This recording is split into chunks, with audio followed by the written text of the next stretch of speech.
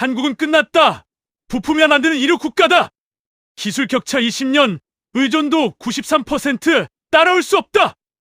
2024년 3월 유럽 방산업계가 한국을 향해 내뱉은 말입니다. 그들은 확신했습니다. 한국이 절대 불가능하다고 말입니다. 하지만 여러분, 단 11개월 후 폴란드가 70%를 한국에서 샀습니다. 독일이 자국 기업을 버리고 한국 제품을 택했습니다. 35년 경력 전문가가 저는 완전히 틀렸습니다 라고 고백했습니다. 유럽 방산 제국이 무너졌습니다.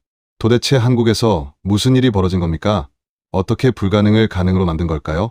오늘 저는 독일 전문가가 직접 목격하고 고백한 그 충격적인 진실을 공개합니다. 한국이 유럽을 어떻게 역전시켰는지 그 놀라운 11개월의 이야기를 말입니다. 그 전에 잠깐 좋아요와 구독 버튼을 꼭 눌러주시면 영상 제작에 아주 큰 힘이 됩니다. 그럼 바로 시작하겠습니다. 저는 마르틴 슈미트입니다. 독일 미넨에서 태어나 미넨 공과대학에서 기계공학을 전공했고 지난 35년간 유럽 방산업계에서 포병 무기 체계를 분석해왔습니다. 제 경력을 간단히 말씀드리자면 처음 15년은 라인메탈 본사에서 120mm 전차포 개발팀에 있었습니다. 레오파르트 이 전차의 주포를 개발하고 개량하는 일이었죠. 그 후 20년간은 유럽방위청 무기체계 평가부에서 근무하며 NATO 표준 포탄 규격을 만드는 일에 참여했습니다.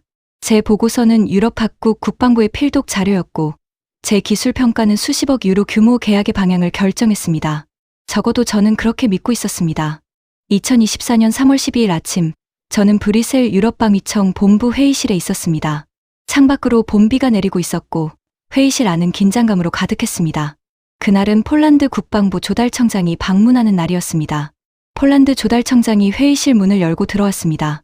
그의 표정이 심상치 않았죠. 인사도 제대로 하지 않고 바로 본론으로 들어갔습니다. 슈미트 박사님, 우리 폴란드는 앞으로 포탄 구매의 70%를 아시아에서 조달할 계획입니다. 저는 잠시 귀를 의심했습니다. 아시아라니요. 회의실 안 모든 사람들이 술렁였습니다. 아시아요? 혹시 일본을 말씀하시는 겁니까? 아닙니다. 한국입니다. 그 순간 회의실이 조용해졌습니다. 한국이라고요. 저는 속으로 웃음이 나왔습니다. 청장님, 실례지만 한국은 포탄 기술에서 우리보다 최소 20년은 뒤처진 나라입니다. 그들이 만드는 포탄으로 실전에 투입하시겠다는 겁니까? 조달청장의 표정이 딱딱하게 굳었습니다. 하지만 저는 계속 말을 이었습니다. 데이터를 보시죠.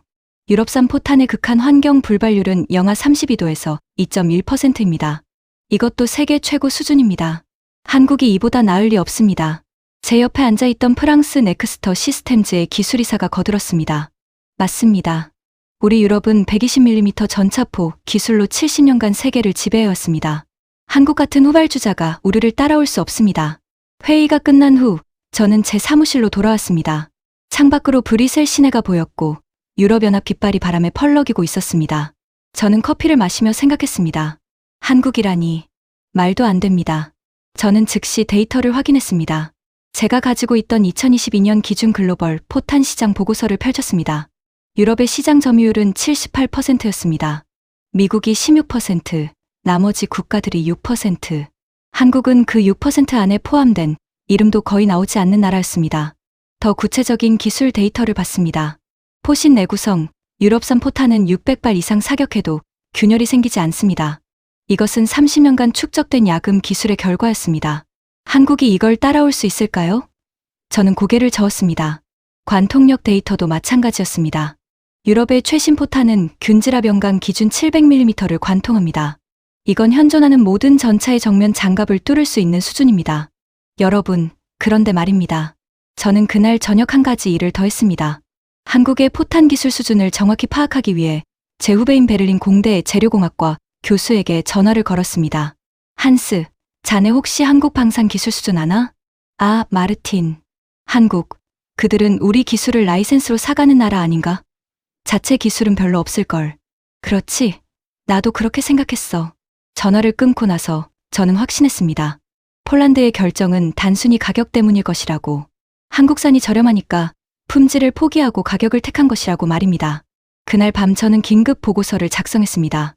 제목은 간단했습니다. 폴란드의 조달 결정, 장기적 전력 손실 초래 가능성 분석이었습니다. 보고서의 결론은 더 명확했습니다. 한국산 포탄은 유럽 기준에 미치지 못한다. 가격 경쟁력은 있으나 신뢰성과 성능에서 의문이 있다. 유럽 방산업체들은 기술 우위를 유지하고 있으며 향후 5년간 시장 지배력은 변하지 않을 것이다. 저는 이 보고서를 유럽방 위청 전 부서에 배포했습니다. 반응은 예상대로였습니다. 슈미트 박사님, 역시 정확한 분석입니다. 한국 따위가 우리를 위협할 수 없죠. 가격 경쟁은 일시적입니다. 결국 기술이 승리합니다. 2024년 4월 독일 하노버에서 열린 유로사토리 방산 전시회가 있었습니다. 저는 당연히 참석했죠. 세계 각국의 방산업체들이 모이는 자리였습니다. 전시장 중앙에는 라인메탈의 최신 120mm 포탄이 전시되어 있었습니다. 주변에는 각국 국방부 관계자들이 모여 있었고 설명을 듣고 있었습니다. 저는 자랑스러웠습니다. 이것이 바로 유럽 기술의 정수라고 생각했죠. 그런데 전시장 한쪽 구석에 작은 부스가 하나 있었습니다. 한국 업체였습니다. 한화에어로스페이스라는 이름이 적혀 있었죠. 저는 그 부스를 힐끗 보고 지나갔습니다. 관심도 없었습니다. 부스 앞에는 사람도 별로 없어 보였습니다. 그날 저녁 만찬장에서 저는 노르웨이 국방부 무기체계국장을 만났습니다. 우리는 와인을 마시며 이야기를 나눴습니다. 슈미트 박사, 노르웨이도 새로운 포탄 공급업체를 검토 중입니다. 당연히 유럽 업체를 선택하시겠죠? 그가 잠시 말을 멈췄습니다. 그리고 조심스럽게 말했습니다. 글쎄요. 한국 업체의 제안이 상당히 매력적입니다. 저는 웃음을 참을 수 없었습니다. 국장님, 농담이시죠? 한국 포탄으로 북극권 작전을 하시겠다는 겁니까? 영하 40도에서도 작동해야 하는데요. 그들은 가능하다고 합니다. 불가능합니다. 유럽도 영하 32도가 한계입니다. 한국이 우리보다 나을 리 없습니다. 저는 그 자리에서 단언했습니다. 만약 노르웨이가 한국산을 선택한다면 그것은 재앙이 될 것이라고 말입니다. 5월이 되었습니다. 저는 파리 출장길에 올랐습니다. 프랑스 국방부에서 NATO 포탄 표준 개정 회의가 있었기 때문입니다. 회의실에는 NATO 각국 전문가들이 모여 있었습니다. 영국, 프랑스, 독일, 이탈리아, 스페인. 모두 유럽의 방산 강국들이었죠. 회의 주제는 차세대 전차포 표준이었습니다. 기존 120mm에서 130mm로 구경을 키우는 것이었습니다. 영국 대표가 발표를 했습니다. 130mm 전차포는 관통력이 기존 대비 60% 향상됩니다. 미래 전장의 게임 체인저가 될 것입니다. 모두가 고개를 끄덕였습니다. 저도 동의했습니다. 130mm, 이것이야말로 유럽 기술의 미래라고 생각했죠. 그때 한 참석자가 손을 들었습니다. 벨기에 대표였습니다. 그런데 한국도 130mm를 개발 중이라고 들었습니다. 회의실이 잠시 조용해졌습니다. 그리고 곧 웃음이 터져 나왔습니다. 독일 대표가 말했습니다. 한국이 130mm를요? 그들은 120mm도 제대로 못 만드는데 말입니까? 프랑스 대표도 거들었습니다. 130mm는 완전히 새로운 기술입니다. 포탄 설계부터 화약, 장약, 신관까지 모든 게 달라집니다. 우리도 10년은 걸릴 겁니다. 한국이 우리보다 빨리 개발할 수는 없습니다. 저는 그 자리에서 계산을 했습니다. 만약 유럽이 10년이 걸린다면 한국은 최소 20년은 걸릴 것이라고 말입니다. 기술 격차가 그만큼 크다고 믿었습니다. 회의가 끝나고 저는 생강변을 걸었습니다. 5월의 파리는 아름다웠습니다. 에펠탑이 보였고 유람선이 강을 따라 지나갔습니다. 저는 생각했습니다.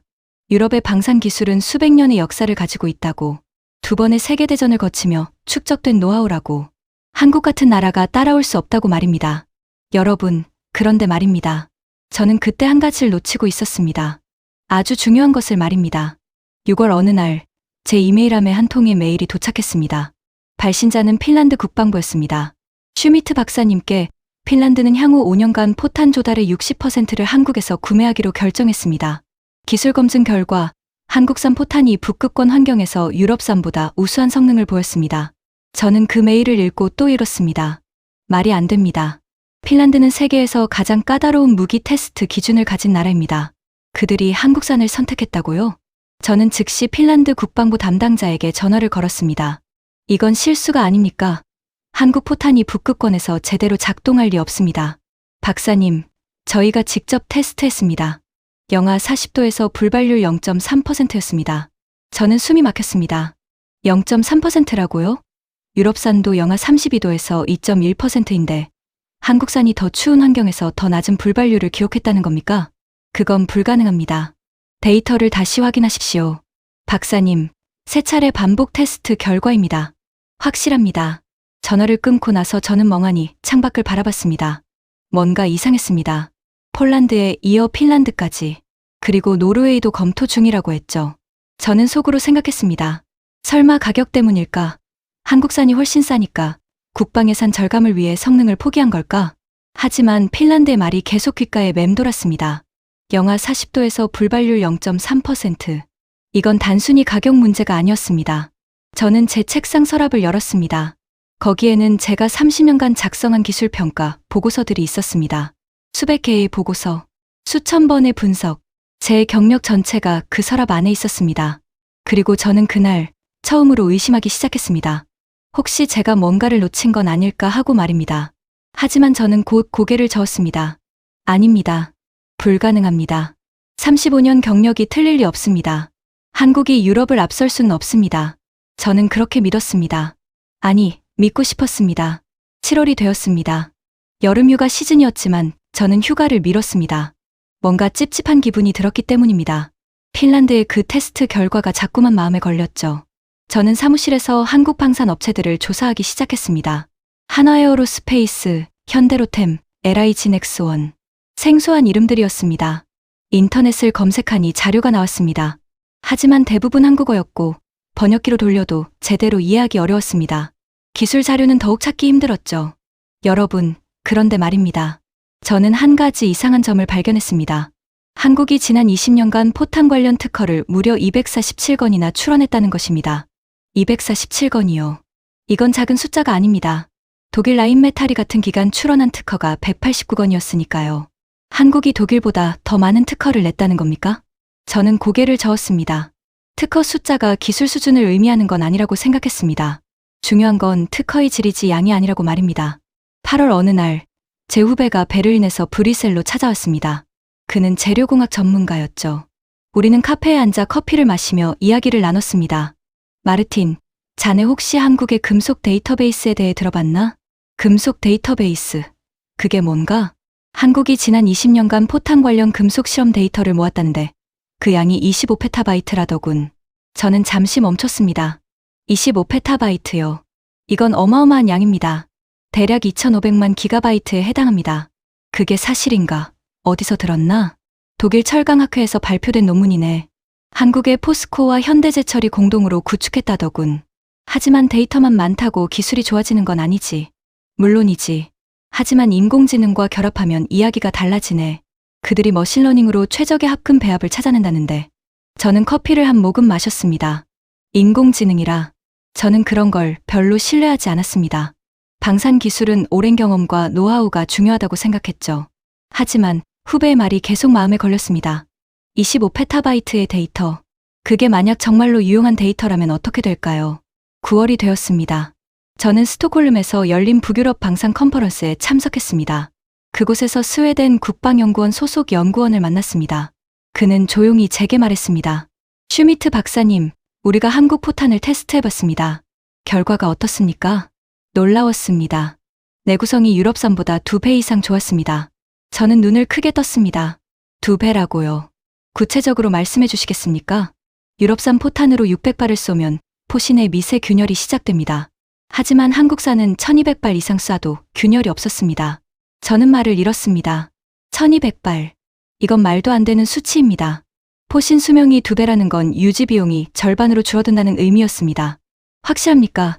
테스트 조건이 잘못된 건 아닙니까? 3번 반복했습니다. 결과는 같았습니다. 저는 그날 밤 호텔로 돌아와 잠을 이룰 수 없었습니다.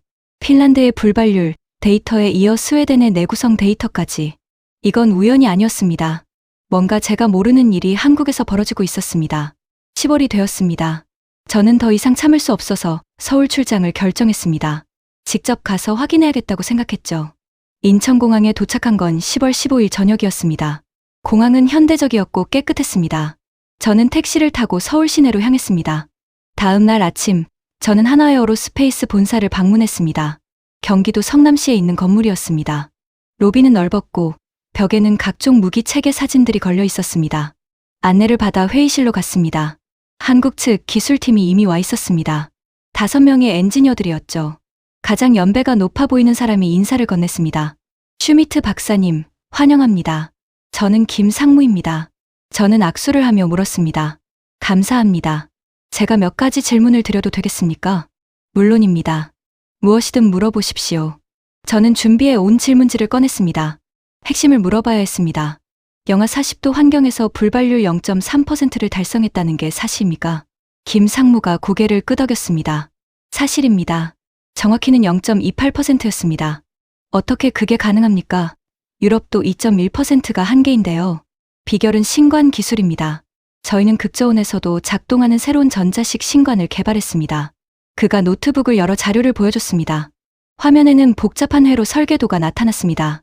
이 신관은 영하 50도까지 정상 작동합니다. 4만 회 이상의 실험을 거쳤고 5년간의 개발 기간이 소요됐습니다. 저는 화면을 자세히 들여다봤습니다. 설계는 정교했습니다. 일반적인 기계식 신관과는 완전히 달랐죠. 이 기술을 어디서 배웠습니까? 독일입니까? 프랑스입니까? 저희가 자체 개발했습니다. 저는 고개를 가로저었습니다. 자체 개발이라고요. 이런 복잡한 기술을 독자적으로 만들었다는 겁니까? 믿기 어렵군요. 이 분야는 수십 년의 노하우가 필요합니다. 옆에 앉아있던 젊은 엔지니어가 말했습니다. 박사님, 저희는 지난 20년간 4만 회 이상의 실사격 테스트를 했습니다. 모든 데이터가 데이터베이스에 저장되어 있습니다. 4만 회요? 예. 다양한 온도, 습도, 고도 조건에서 테스트했습니다. 그 데이터를 분석해서 최적의 설계를 찾아냈습니다. 저는 잠시 말이 없었습니다. 4만 회의 실사격. 이건 엄청난 투자였습니다. 한 번 쏠 때마다 수백만 원이 드는데 4만 번이면 얼마입니까? 비용이 얼마나 들었습니까? 정확한 액수는 말씀드릴 수 없지만 수조 원 규모입니다. 수조 원. 저는 숨을 들이켰습니다. 한국이 그렇게 큰 돈을 이 기술에 투자했다는 겁니까? 김상무가 말을 이었습니다.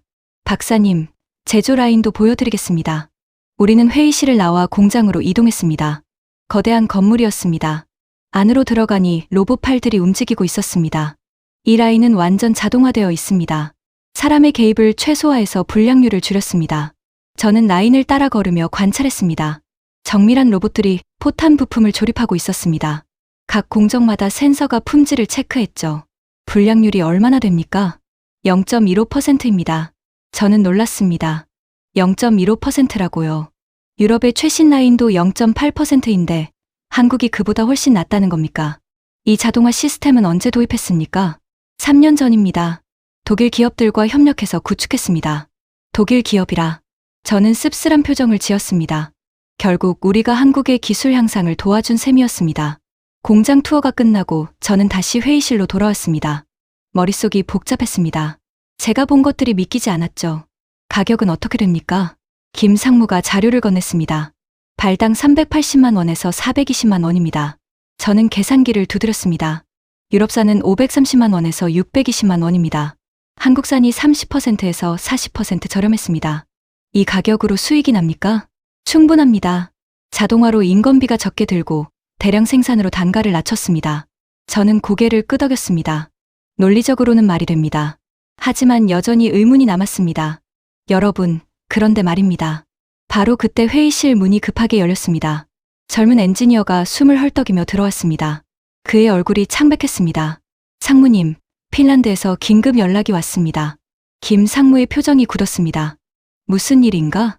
어제 실시한 영하 45도 테스트에서 포탄 3발이 불발했습니다. 100발 중 3발입니다. 회의실이 얼어붙었습니다. 3% 불발률이라고요. 이건 유럽산보다 나쁜 수치입니다.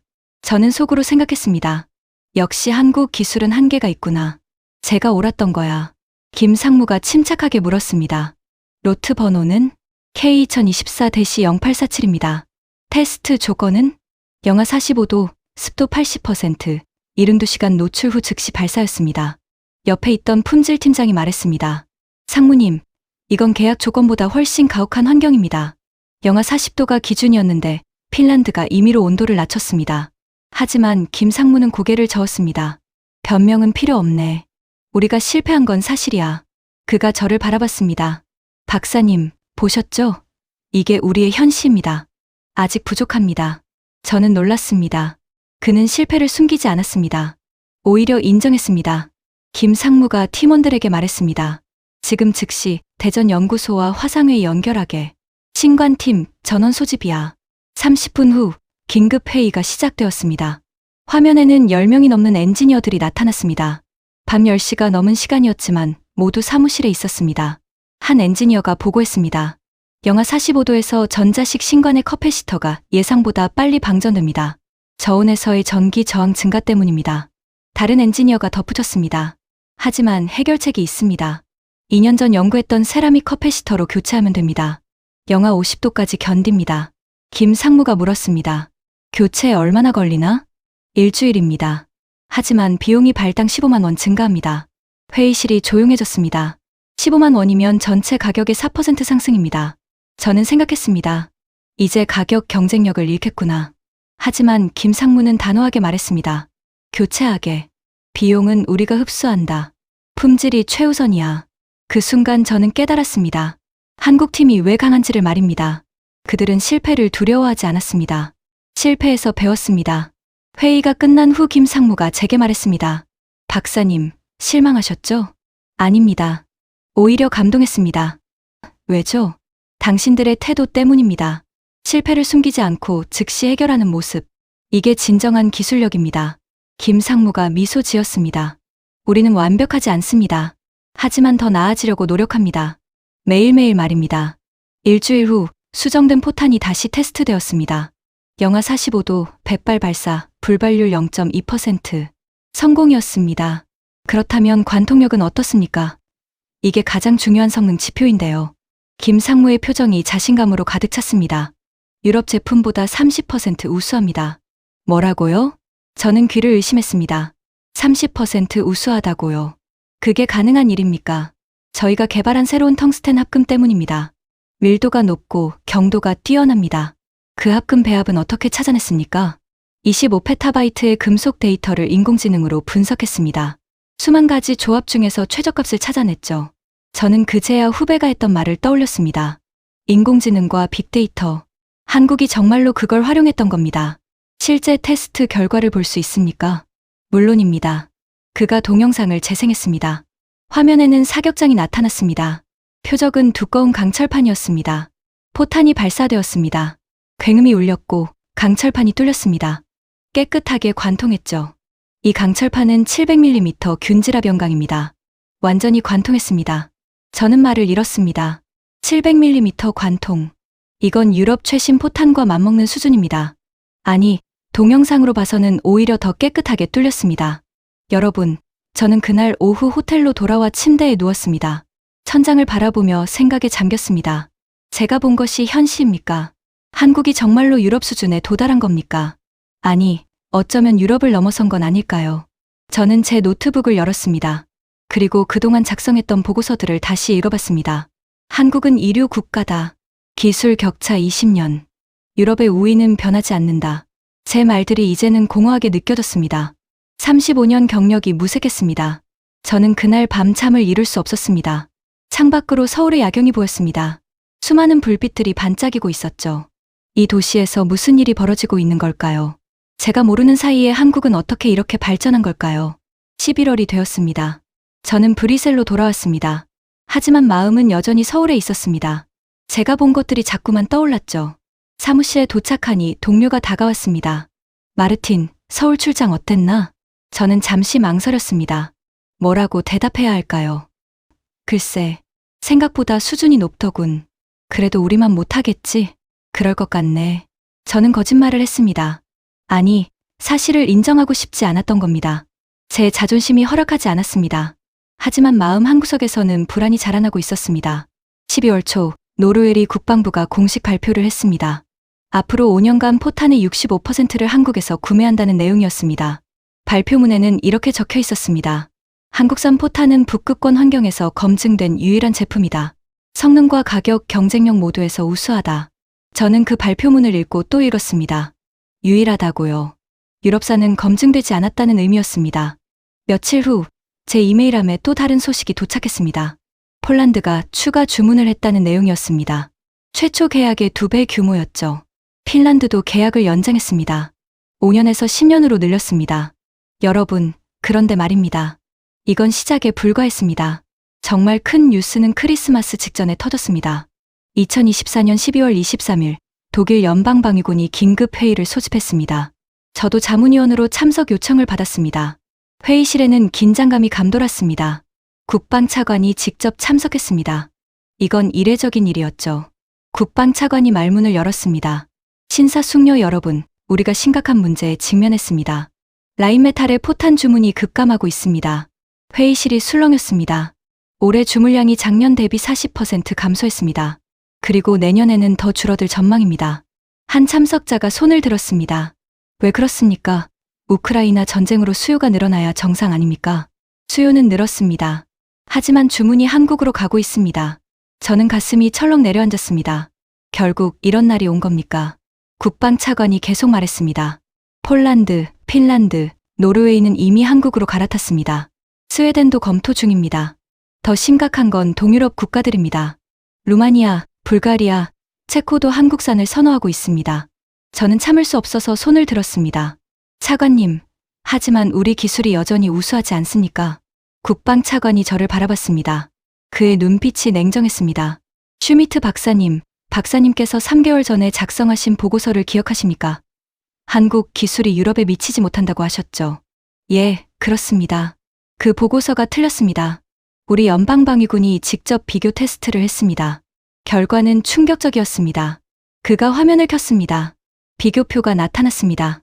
불발률, 유럽 2.1%, 한국 0.28%, 내구성, 유럽 600발, 한국 1200발 이상, 관통력, 유럽을 100으로 봤을 때 한국 130점, 가격, 유럽 570만 원, 한국 400만 원. 저는 화면을 멍하니 바라봤습니다. 모든 항목에서 한국이 이겼습니다. 압도적으로 이겼습니다. 이건 어떻게 된 겁니까? 제 목소리가 떨렸습니다. 국방 차관이 한숨을 쉬었습니다. 우리가 방심한 겁니다. 한국을 과소평가한 겁니다. 그동안 그들은 조용히 기술을 발전시켰습니다. 그리고 이제 우리를 추월했습니다. 회의실이 조용해졌습니다. 아무도 말이 없었습니다. 저는 그때 생각했습니다. 제가 완전히 틀렸다고. 35년 경력이 무너지고 있다고 말입니다. 회의가 끝나고 저는 비틀거리며 밖으로 나왔습니다. 겨울 추위가 뼛속까지 파고들었습니다. 하지만 추위보다 더 차가운 건 제 마음이었습니다. 2025년 새해가 밝았습니다. 하지만 저에게는 어둠뿐이었습니다. 크리스마스 회의 이후 저는 잠을 제대로 못 잤습니다. 매일 밤 악몽을 꿨죠. 1월 중순, 저는 결심했습니다. 한국을 다시 방문하기로 말입니다. 더 자세히 알아봐야 했습니다. 도대체 어떻게 이런 일이 가능한지 이해해야 했습니다. 이번에는 공식 출장이 아니었습니다. 개인 자격으로 갔습니다. 제 돈으로 항공권을 끊었죠. 1월 20일, 다시 인천공항에 도착했습니다. 이번에는 하나뿐만 아니라 다른 곳들도 방문할 계획이었습니다. 첫 방문지는 대전에 있는 국방과학연구소였습니다. ADD라고 불리는 곳이죠.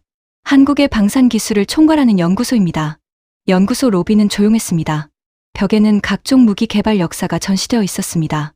K9 자주포, K 전차, 천국 미사일. 모두 한국이 독자 개발한 무기들이었습니다. 안내를 받아 연구실로 들어갔습니다. 책임연구원이 저를 맞이했습니다. 50대 중반으로 보이는 분이었죠. 슈미트 박사님, 먼 길 오시느라 수고하셨습니다. 감사합니다.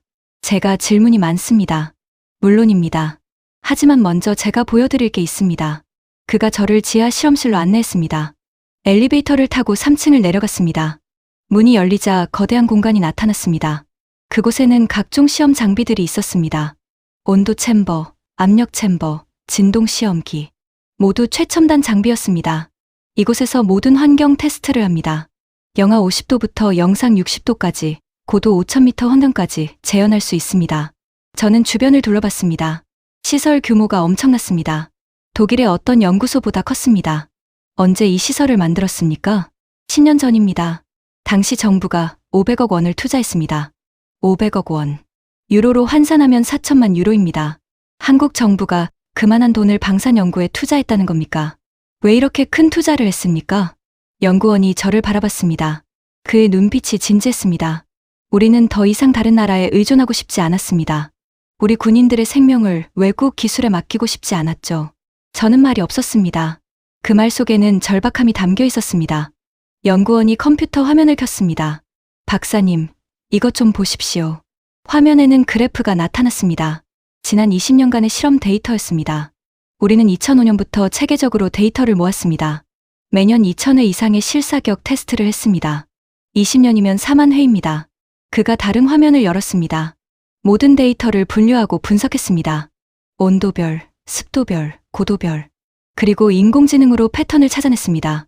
저는 화면을 자세히 봤습니다. 데이터 시각화가 인상적이었습니다. 각 변수별로 성능 변화가 그래프로 나타나 있었죠.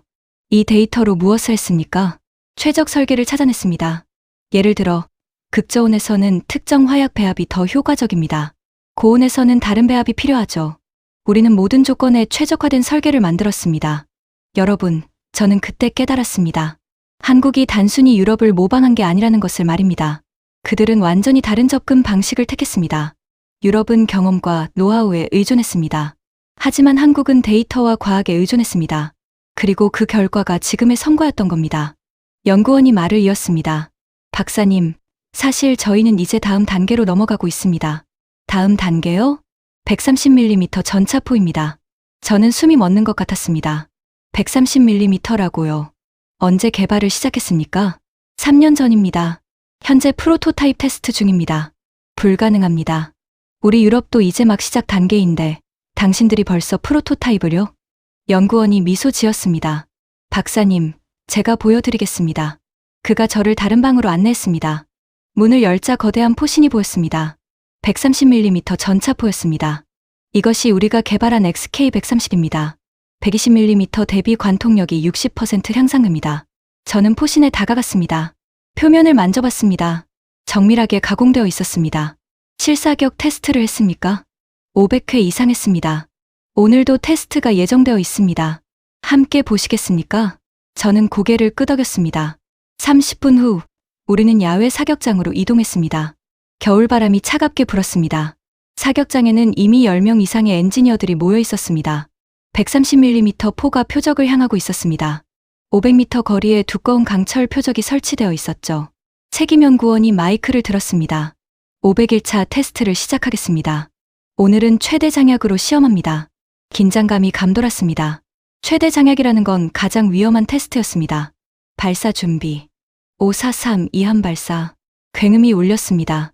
순간 포신에서 불꽃이 튀었습니다. 그리고 폭발음이 들렸습니다. 포신 파열입니다. 대피하십시오. 사이렌이 울렸습니다. 엔지니어들이 뛰어서 대피했습니다. 저도 황급히 뒤로 물러났습니다. 연기가 거치자 포신이 보였습니다. 뒷부분이 갈라져 있었습니다. 금속 파편들이 사방에 흩어져 있었죠. 여러분, 침묵이 흘렀습니다. 아무도 말이 없었습니다. 한 젊은 엔지니어가 무릎을 꿇었습니다. 그의 눈에서 눈물이 흘렀습니다. 3년입니다. 우리가 3년을 투자했는데 옆에 있던 선배 엔지니어가 그의 어깨를 잡았습니다. 일어나게. 아직 끝난 게 아니야. 책임연구원이 포신으로 다가갔습니다. 파열 부위를 자세히 살펴봤습니다. 여기야. 용접 부위에서 균열이 시작됐어. 다른 연구원이 말했습니다. 이 부분은 새로운 용접 기법을 적용한 곳입니다. 실패했습니다. 3개월 전에 경고했잖아. 더 테스트가 필요하다고. 하지만 일정이 촉박했어. 양산 목표가. 목소리가 높아지기 시작했습니다. 팀원들 사이에 긴장이 흘렀습니다. 그때 책임연구원이 손을 들었습니다. 모두 진정하게. 지금 중요한 건 원인 분석이야. 책임 공방은 나중이고. 그가 저를 바라봤습니다. 박사님, 유럽에서는 이런 실패가 있었습니까? 저는 고개를 끄덕였습니다. 수없이 많았습니다. 레오파르트 2를 개발할 때 포신이 7번 파열됐습니다. 7번이나요? 그렇습니다. 하지만 우리는 포기하지 않았습니다. 매번 배웠고 개선했습니다. 책임연구원이 깊게 숨을 들이켰습니다. 그렇죠. 이것도 배움의 기회입니다. 그가 팀원들에게 말했습니다. 오늘 저녁까지 파손 분석 보고서를 작성하게. 내일 아침 대책 회의를 하겠네. 무릎 꿇었던 젊은 엔지니어가 일어났습니다. 눈물을 닦고 고개를 들었습니다. 알겠습니다. 새로운 용접 기법을 연구하겠습니다. 저는 그 순간 느꼈습니다. 한국 팀의 진짜 힘을 말입니다. 실패 앞에서 좌절하지 않는 힘. 다시 일어서는 힘. 한 달 후 수정된 포신으로 다시 테스트가 진행되었습니다. 이번에는 성공이었습니다.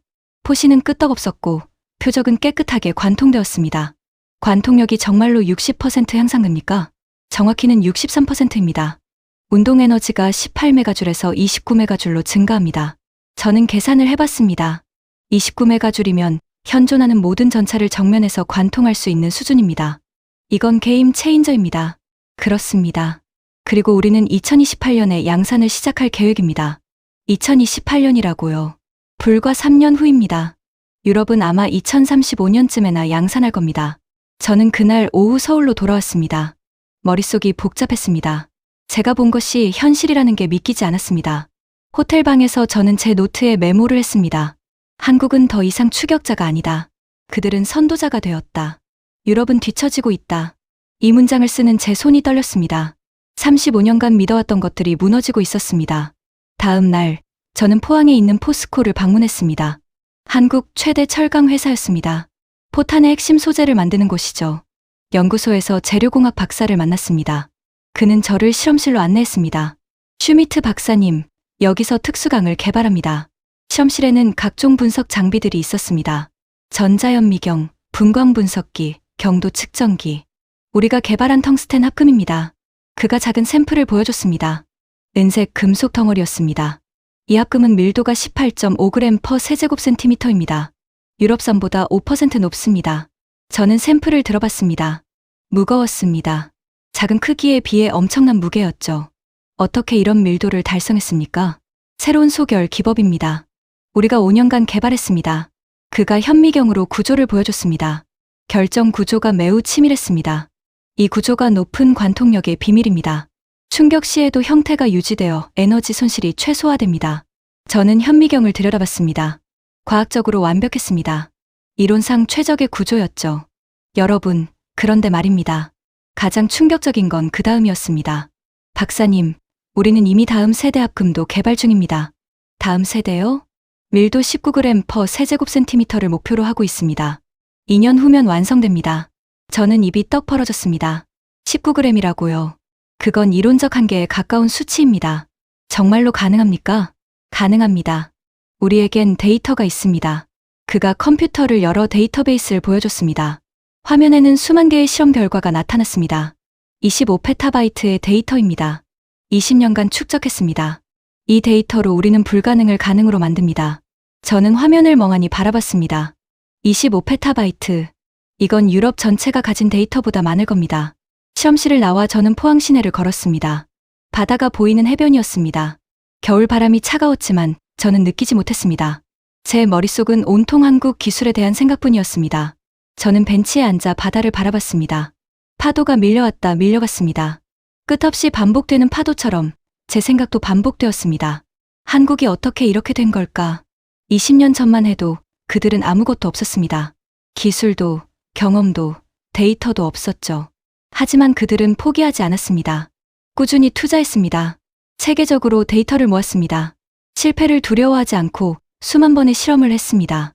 그리고 마침내 성공했습니다. 저는 제 휴대폰을 꺼냈습니다. 브뤼셀에 있는 동료에게 메시지를 보냈습니다. 한국은 우리가 생각한 것보다 훨씬 앞서 있다. 우리는 방심했다. 답장이 왔습니다. 설마 그 정도까지야. 자네가 과대평가하는 거 아닌가? 저는 씁쓸하게 웃었습니다. 과대평가라고요. 아닙니다. 오히려 과소평가하고 있을지도 모릅니다. 1월 말, 저는 서울을 떠났습니다. 공항으로 가는 택시 안에서 저는 창밖을 바라봤습니다.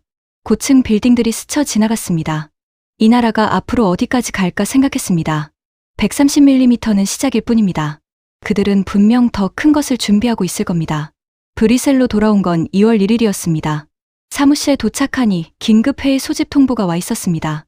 회의실에는 이미 사람들이 모여 있었습니다. 모두 심각한 표정이었죠.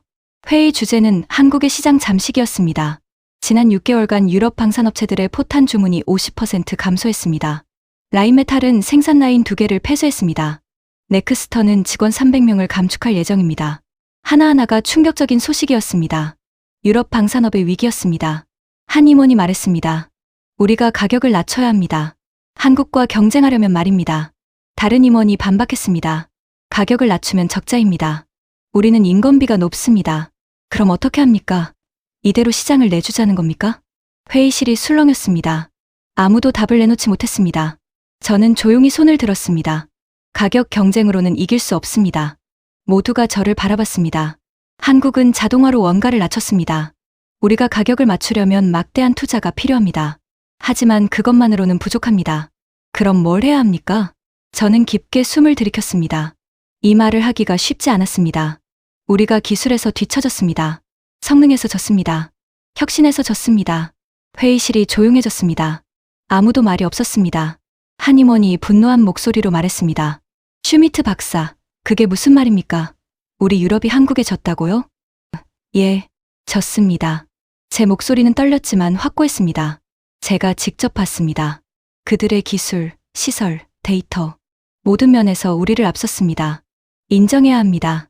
말도 안 됩니다. 사실입니다. 우리가 인정하지 않으면 더 큰 위기가 옵니다.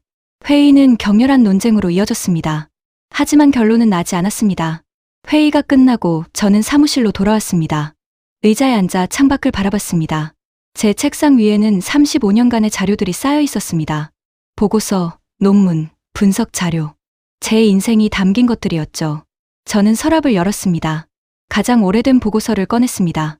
1990년에 작성한 것이었습니다. 유럽 방산 기술의 미래. 저는 그 보고서를 읽었습니다. 젊은 시절에 저는 자신만만했습니다. 유럽이 영원히 세계를 지배할 것이라고 믿었죠. 35년이 지났습니다. 세상은 변했습니다. 하지만 저는 변하지 않았습니다.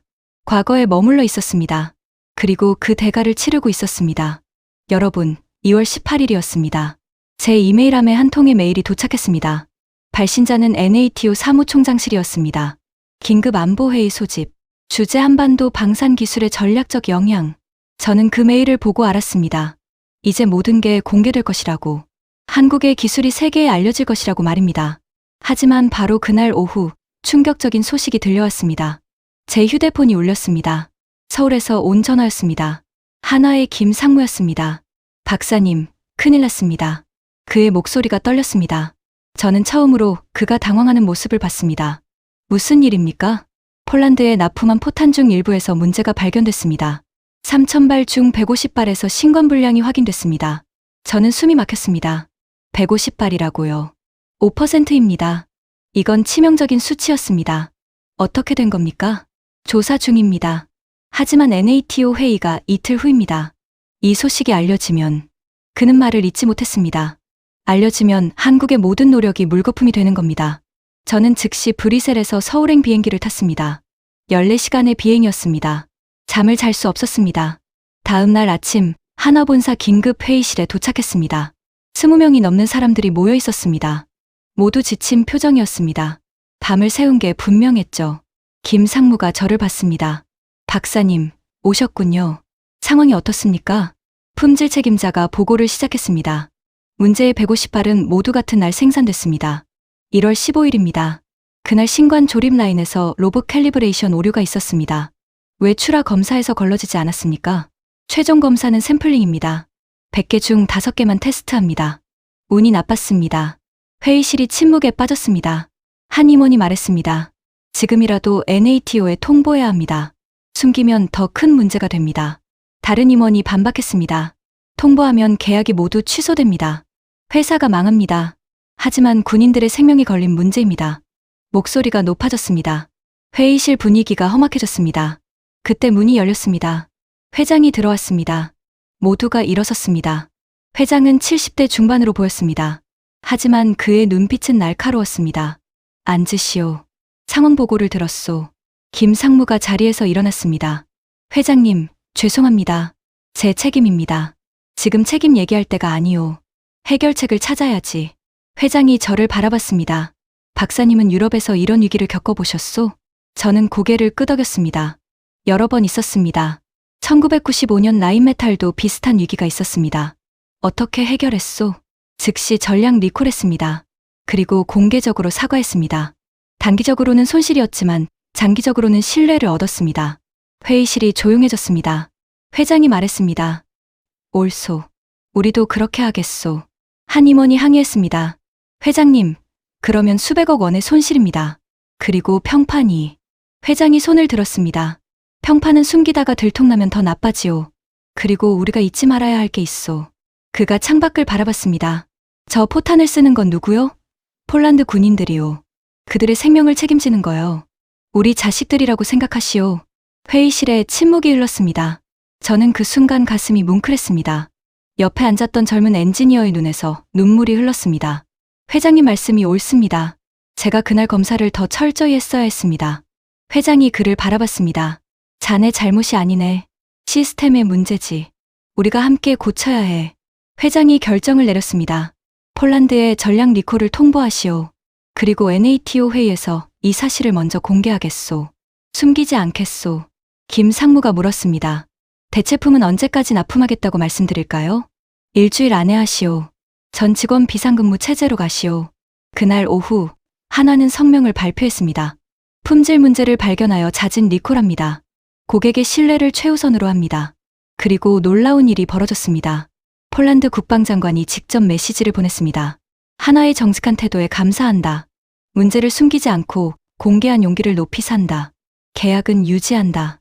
독일 연방방위군도 성명을 냈습니다. 이것이 진정한 책임감이다. 한국 기업을 신뢰한다. 저는 그 반응들을 보며 깨달았습니다. 위기가 오히려 기회가 되었다는 것을 말입니다. 일주일 후 새로운 포탄 3,000발이 폴란드에 도착했습니다. 모든 제품이 100% 전수검사를 거쳤습니다. 불량률 제로였습니다. 그리고 한화는 시스템을 개선했습니다. 이제 모든 포탄이 전수검사를 받습니다. 비용이 증가했지만 품질은 완벽해졌습니다. 그리고 저는 확신했습니다. 제 모든 예측이 틀렸다는 것을. 제 35년 경력이 무색했다는 것을.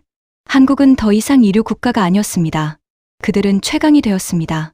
2025년 2월 20일 브뤼셀 NATO 본부. 저는 긴장된 마음으로 회의장에 들어섰습니다. 각국 국방 전문가들이 이미 자리에 앉아 있었습니다. 사무총장이 회의를 시작했습니다. 신사숙녀 여러분, 오늘 우리는 중요한 전략적 변화를 논의하기 위해 모였습니다. 한국의 방산 기술이 NATO의 안보 전략에 미치는 영향입니다. 화면에 그래프가 나타났습니다. 지난 1년간의 시장 변화였습니다. 2024년 1월 한국의 유럽 포탄 시장 점유율은 5%였습니다. 2025년 1월 현재 43%입니다. 회의실이 술렁였습니다. 1년 만에 8배 이상 증가한 겁니다. 폴란드는 포탄의 70%를 한국에서 구매합니다.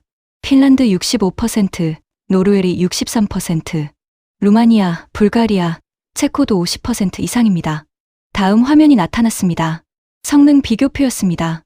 NATO 표준 테스트 결과입니다. 극한 환경 불발률, 한국 0.28%, 유럽 평균 2.3%, 포신 내구성, 한국 1250발, 유럽 평균 580발, 관통력, 한국을 100으로 봤을 때 유럽 평균 77점. 저는 그 숫자들을 보며 가슴이 아팠습니다. 모든 항목에서 한국이 압도적이었습니다. 미국 국방부 대표가 손을 들었습니다. 사무총장님, 미국도 한국산을 검토하고 있습니다.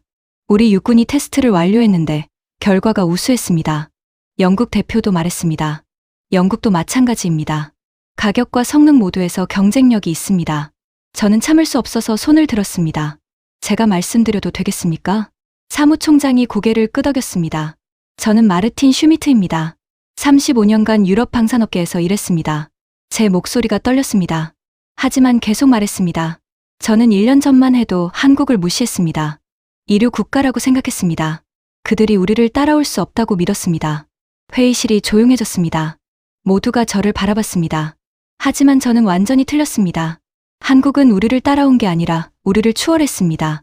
그들의 기술은 유럽보다 10년 앞서 있습니다. 한 참석자가 물었습니다.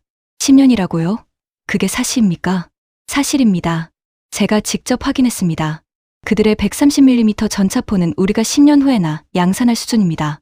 하지만 한국은 3년 후에 양산합니다. 저는 깊게 숨을 들이켰습니다. 더 중요한 건 그들의 시스템입니다. 25페타바이트의 데이터, 4만 회의 실사격, 20년의 축적. 이건 단순히 기술 문제가 아닙니다. 그들은 완전히 다른 패러다임으로 접근했습니다. 사무총장이 말했습니다. 슈미트 박사님, 계속해 주십시오. 유럽은 경험에 의존했습니다. 하지만 한국은 데이터에 의존했습니다. 유럽은 장인 정신을 믿었습니다. 하지만 한국은 시스템을 믿었습니다. 그리고 그들이 옳았습니다. 저는 잠시 말을 멈췄습니다. 다음 말을 하기가 힘들었습니다. 한국을 과소평가한 것은 제 인생 최대의 실수였습니다. 35년 경력이 무색합니다. 저는 이제 압니다. 한국은 특별한 나라입니다. 회의가 끝난 후 저는 회의장 복도를 걸었습니다. 창밖으로 브뤼셀 시내가 보였습니다. 유럽연합 깃발이 바람에 펄럭이고 있었죠. 저는 생각했습니다. 유럽의 시대가 끝나가고 있다고. 새로운 시대가 오고 있다고 말입니다. 3월이 되었습니다. 국제 방산 전시회가 아부다비에서 열렸습니다. 저는 참관단으로 참석했습니다. 전시장에 들어서자 가장 눈에 띄는 것은 한국 부스였습니다. 거대한 부스였고 수많은 사람들이 모여 있었습니다. 저는 부스로 다가갔습니다. 한화에어로스페이스의 최신 제품들이 전시되어 있었습니다. K9 자주포, K전차, 그리고 새로운 130mm 포탄, 중동 국가 장성들이 설명을 듣고 있었습니다. 모두 관심이 높아 보였죠. 저는 전시된 포탄을 자세히 봤습니다. 세련된 디자인이었습니다. 표면 처리가 완벽했습니다. 한화 직원이 저를 알아봤습니다. 슈미트 박사님, 오셨군요. 예, 새로운 제품을 보러 왔습니다. 이쪽으로 오십시오. 그가 저를 VIP 전시실로 안내했습니다. 그곳에는 아직 공개되지 않은 제품들이 있었습니다. 이것이 우리가 개발 중인 차세대 포탄입니다. 2027년 출시 예정입니다. 그는 홀로그램 디스플레이를 켰습니다. 3D 이미지가 나타났습니다. 관통력이 현재 제품보다 40% 향상됩니다. 사거리도 25% 증가합니다. 저는 스펙을 봤습니다. 놀라운 수치였습니다. 이건 미래의 기술이었습니다. 언제 완성됩니까? 18개월 후입니다. 18개월. 유럽이라면 5년은 걸릴 기술입니다. 전시회가 끝나고 저는 호텔로 돌아왔습니다. 방에서 저는 노트북을 열었습니다. 보고서를 작성해야 했습니다. 하지만 무엇을 써야 할까요? 유럽이 졌다고 써야 할까요? 한국이 이겼다고 써야 할까요? 저는 키보드 앞에 앉아 한참을 생각했습니다. 그리고 마침내 타이핑을 시작했습니다. 한국 방산 기술의 전략적 평가. 결론부터 말하자면 한국은 포탄 기술에서 세계 최강이 되었다. 이는 단순한 과장이 아니라 객관적 사실이다. 유럽이 한국을 따라잡으려면 최소 10년의 투자와 혁신이 필요하다. 하지만 그 10년 동안 한국은 더 앞서갈 것이다. 저는 보고서를 쓰며 눈물이 났습니다. 제 경력이 부정당하는 것 같았습니다. 35년이 헛되었다는 생각이 들었죠. 하지만 동시에 경외감도 느꼈습니다. 한국이 해낸 일이 대단했습니다. 불가능을 가능으로 만들었습니다. 여러분, 4월이 되었습니다. 제게 놀라운 소식이 전해졌습니다. 독일 국방부가 한국산 포탄을 시범 도입한다는 것이었습니다. 초도 물량 5,000발, 금액으로 200억 원입니다. 독일이 한국 무기를 산다고요. 저는 믿을 수 없었습니다. 독일은 라인메탈의 본거지입니다. 자국 기업을 두고 한국 제품을 산다는 겁니까? 하지만 이건 시작이었습니다. 프랑스도 검토에 들어갔습니다. 이탈리아도 관심을 보였습니다. 유럽의 자존심이 무너지고 있었습니다. 5월 15일, 저는 제 사무실에 혼자 앉아 있었습니다. 창밖으로 봄 햇살이 들어왔습니다. 따뜻한 날씨였습니다. 제 책상 위에는 한 통의 편지가 있었습니다. 유럽 방위청 청장이 보낸 편지였습니다. 슈미트 박사님의 오랜 기여에 감사드립니다. 하지만 이제 새로운 접근이 필요합니다. 차세대 전문가들에게 기회를 주고자 합니다. 저는 그 편지를 읽고 웃었습니다. 사실상 해고 통보였습니다. 저를 필요로 하지 않는다는 의미였죠. 35년 경력의 끝이었습니다. 하지만 저는 화가 나지 않았습니다. 오히려 당연하다고 생각했습니다.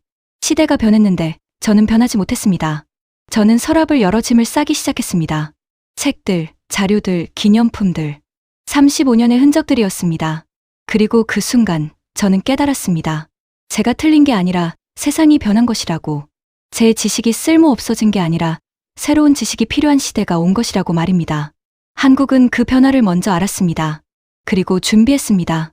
20년간 꾸준히 준비했습니다. 저는 짐을 다 싸고 사무실을 나섰습니다. 복도를 걸으며 뒤를 돌아봤습니다. 35년을 보낸 공간이었습니다. 엘리베이터를 타고 1층으로 내려왔습니다. 건물 밖으로 나오니 햇살이 눈부셨습니다. 저는 걸었습니다. 목적지도 없이 그냥 걸었습니다. 브리셀 거리를 따라 걸었죠. 그리고 공원에 도착했습니다. 벤치에 앉아 하늘을 올려다봤습니다. 구름이 천천히 흘러갔습니다.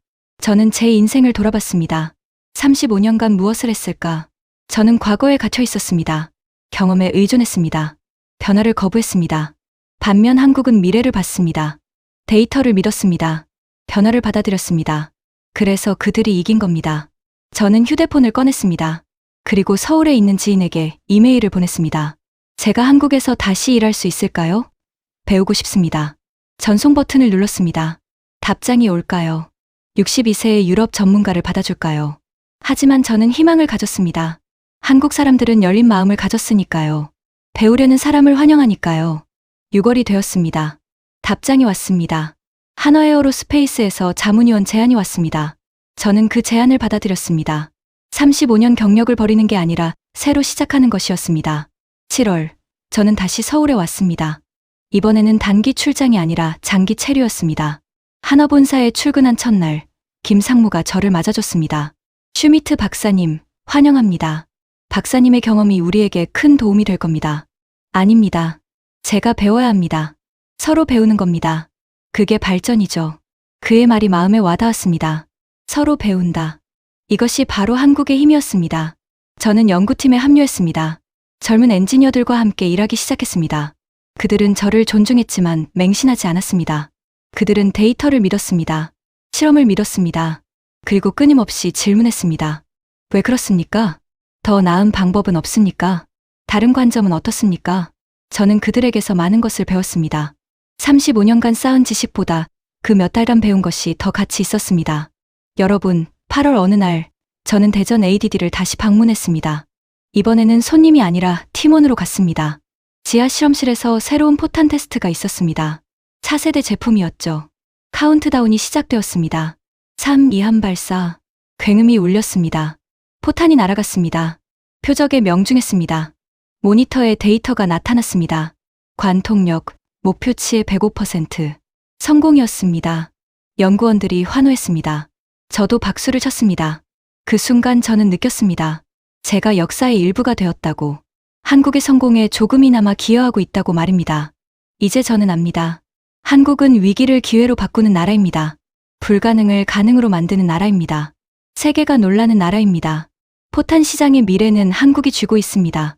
세계가 한국 없이는 앞으로 나아갈 수 없습니다. 과거 20세기가 유럽과 미국의 시대였다면 21세기는 한국의 시대입니다.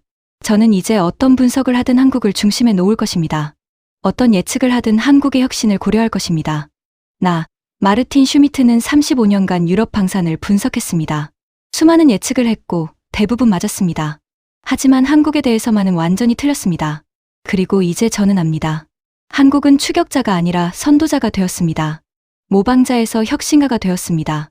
그리고 이제 세계가 한국을 따라가고 있습니다. 저는 서울 사무실 창가에 서서 야경을 바라봅니다. 수많은 불빛들이 반짝입니다. 이 도시에서, 이 나라에서 미래가 만들어지고 있습니다. 그리고 저는 그 일부가 된 것을 자랑스럽게 생각합니다. 21세기는 한국의 시대입니다. 여러분, 오늘 이야기 어떠셨습니까? 독일 출신 국제 전문가 마르틴 슈미트가 1년간 숨겨진 한국 포탄 기술의 진실을 마주하는 이야기였습니다. 처음에는 오만했고 중간에는 혼란스러웠으며 마침내 깨달았죠. 35년 경력의 전문가가 겸손함을 배우고 유럽이 한국에게 배우는 시대가 왔습니다. 세대에 걸친 기술 축적 끝에 한국의 혁신과 준비된 힘이 세계를 놀라게 했습니다. 진실은 조용하지만 반드시 승리한다는 것, 그리고 데이터와 혁신이 가장 강력한 무기라는 것을 우리는 오늘 다시 한번 확인했습니다.